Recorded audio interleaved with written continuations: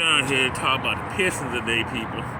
This could be a rare video here because I'm going to talk about both the Pistons and Red Wings. So we start with the Pistons. Worst record in the league.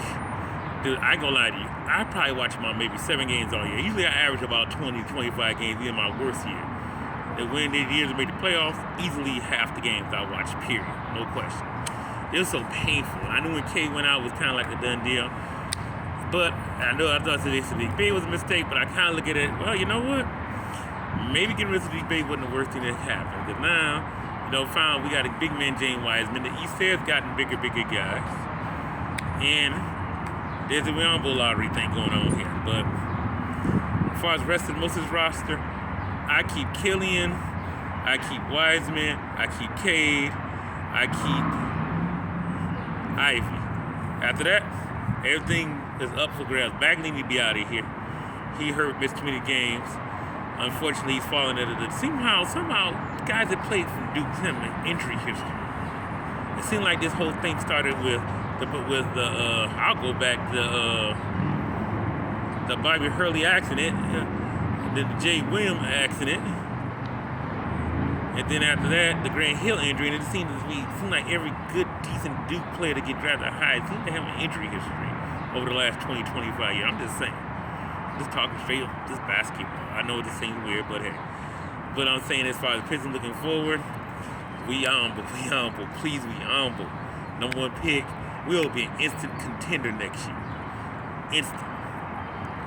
Instant. Don't listen to all this stuff talking about he's too frail and all these rumors I heard about he's coming out. Trust, believe me, he is not staying at G League next year. He's coming to the NBA. Point blank, flat out. As far as the Pistons, that's one guy that's kind of funny. I forget kind of O-M-O-Y-O-I-O-M-Y. I count someone this season. That's the only guy I think they should keep. I like his grit. He's a big, tough guy. He can shoot threes. And he really helps out.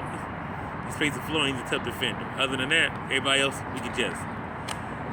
But what raises me the question is, if this don't work around, but who else do we get? And is Troy Weaver's seat getting a little bit warm? Just a little bit warm. At least they got rid of Casey as a coach. Okay, I'll give them that. But other than that, I don't know.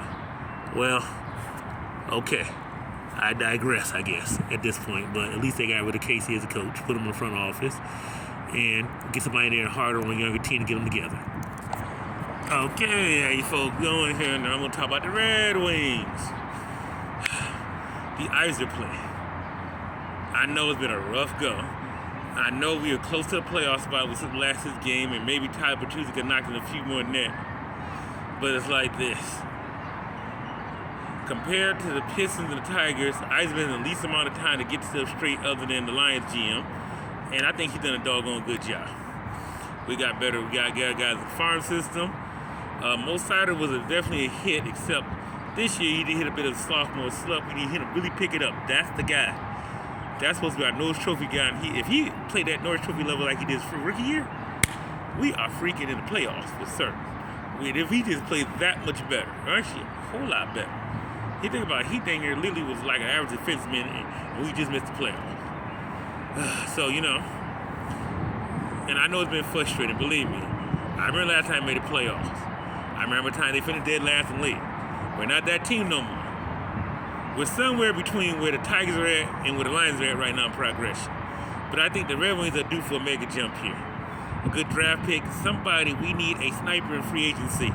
Somebody who other than Dylan Lockett can actually move the ball puck around, who can cause havoc. We need that. But as I said, it wasn't all bad news. We just need some tweaks here and there to get us in the playoffs. We're not that far. In championship, we might be another year, a year or two after that off. But as far as the playoffs, we're right there. So I'll say this much: like the $1 bill, like the $7 bill, LCA, and Iserman, we trust.